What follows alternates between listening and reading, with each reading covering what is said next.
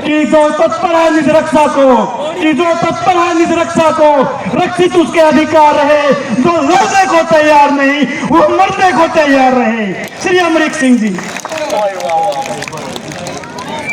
जो आसपास के साथी है ये बीच वाली गैलरी कवर कर ले, ये पूरी कवरेज यहाँ से जा रही है। जो साथी इधर उधर खड़े हैं ये बीच वाली जो गैलरी है वो कवर करें।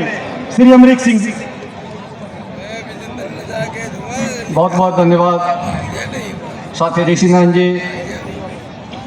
मंच पर विराजमान आज के इस पेंशन संकल्प महारैली की अध्यक्षता कर रहे मेरे साथी विजेंद्र धारीवाल जी और पुरानी पेंशन स्कीम की जंग जीतकर पहाड़ों के बीच हमारे बीच पहुंचे NMOPS के हमारे साथी प्रदीप ठाकुर जी, साथी पथराज जी और तमाम मंचासीन साथी और बहादुर साथियों, जिस संघर्ष में हमारे साथियों के साथ साथ हमारी बहनें शामिल हो जाती है वो संघर्ष कभी हरा नहीं करते साथियों। और जिस संघर्ष में हमारे बच्चे उंगली पकड़कर आपके बीच बैठ जाएं उस संघर्ष को कोई तानाशाह हिला नहीं सकती साथियों। अपने बुढ़ापे की लाठी पुरानी पेंशन स्कीम की बहाली के लिए इस महासंग्राम में शामिल मेरी बहनों, मेरे साथियों, मेरे बच्चों, एक बार लिख कर रख लो कि इस जंग हम ये जंग जीत कर घरों को लौटेंगे। उसके कारण है साथियों। अभी साथी ऋषिनाथ जी बता रहे थे कि कोई अर्थव्यवस्था का बहाना ना लगाया जाए, कोई खजाने का बहाना ना लगाया जाए। तो मैं आपको बताना चाहता हूं इस देश में आज की डेट में जो भारत सरकार का आंकड़ा है, इस देश में प्रति व्यक्ति औसत आमदन 1,72,000 करोड़ रुपया है। जरा आसपास अपने नजर मारे हम लोग कितने लोग हैं जो औसत आमदन के करीब अपनी इनकम पा रहे हैं, हम जानते हैं। और आज सोम की रिपोर्ट आज दावा कर रही है इस बात का, इस देश में सिर्फ 4% लोग हैं, 4% लोग हैं जिनकी आमदन प्रति महीना 70,000 रुपया या उससे ज्यादा है। मतलब क्या है इस बात का?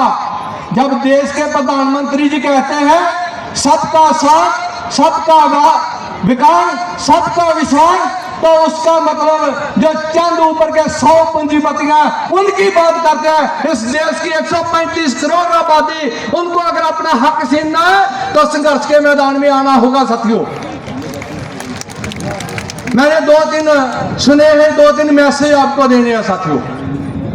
इस संघर्ष में नेतृत्व पर विश्वास बनाए रखिए, जीत यकीनन आपकी होगी साथियों।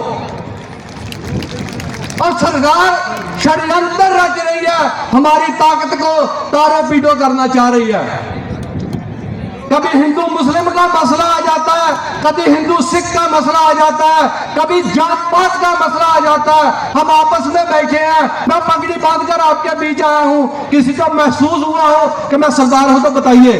हमें जिंदगी में कभी नजर नहीं आता, ये दिखाते हैं, ये हमें अनक देते हैं।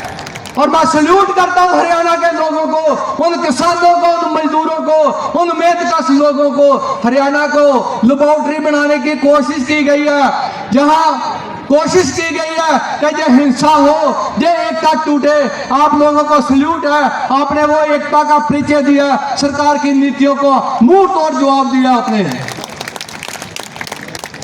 अपने आसपास एकता बनाए रखिए, संयम बनाए रखिए।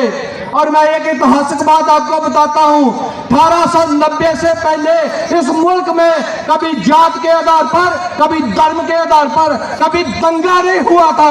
बेशक कितना भी उत्पीड़न रहा हो, वे अंग्रेजों की नीति थी। और अगर आज की सरकार यही नीति लागू कर रही है तो हमें समझ लेना चाहिए, या तो हम आजाद नहीं है, या ये उनके खिलाफ गद्दी पर बैठे हैं। देश के चंद लोग हैं जो हमारी आपकी कमाई हड़प रहे हैं। अगर उनसे पेंशन छीननी है, अगर उनसे रोजगार छीनना है, अगर उनसे हक लेने हैं साथियों, तो एक ही रास्ता है, मेहनत कश लोगों का कोई धर्म नहीं होता, मेहनत कश लोगों की कोई जात नहीं होती, उनमें कोई बखड़ेवे नहीं होते जो डाले जाते हैं। इस पर हमें ध्यान देना। मैं फ्रंट अगेंस्ट एनपीएस रेलवे की तरफ से आपको आश्वासन देता हूं, जब तक हमारी पुरानी पेंशन स्कीम बहाल नहीं हो जाती, हम आपके साथ संघर्ष में एक कदम आगे रहकर चलेंगे। इन्हीं बातों के साथ आप लोगों का बहुत बहुत धन्यवाद। इनकलाब जिंदाबाद, जिंदाबाद जिंदाबाद, पुरानी पेंशन हक हमारा, एक रहेंगे। धन्यवाद सर, मेहरबानी। धन्यवाद। हमारे